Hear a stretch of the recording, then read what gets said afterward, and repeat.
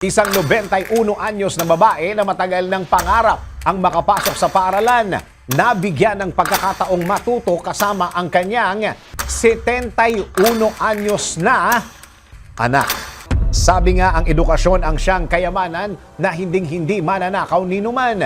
Pero minsan may mga pagkakataong napipigilan ito ng isang mahirap na sitwasyon. Kaya naman para sa iba na may malalaking pangarap, ang edad at panahon ay hindi hadlang para abutin ito. Gaya na lamang ng nangyari sa mag-ina sa kwentong ito kung saan kapwa may edad na sila nang muling bumalik sa paaralan upang matupad ang kanilang pangarap na makapag-aral.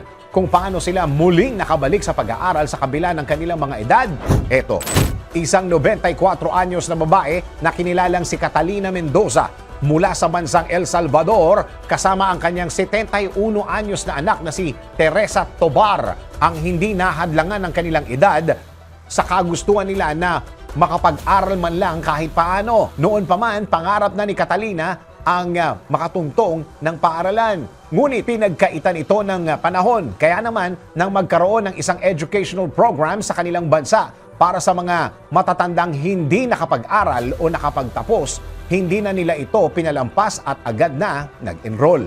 Ayon sa ulat, walang experience si Catalina sa pag-aaral, kaya't first time nitong makatungtong sa loob ng paaralan.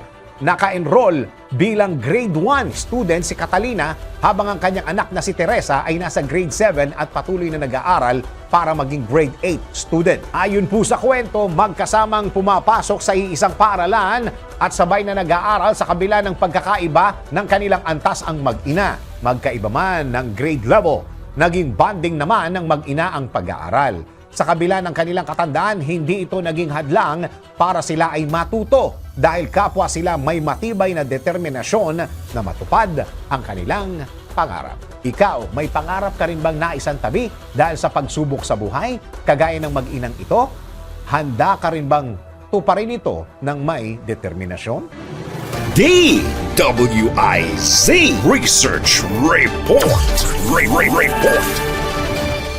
Thank you for watching. Tuloy lang ang panonood at pakikinig ng tamang balita sa DWIZ News, DWIZ News FM Regional, DWIZ News TV, Aliw Channel 23, nationwide. Mag-follow, like, subscribe at i-share ang aming mga social media accounts.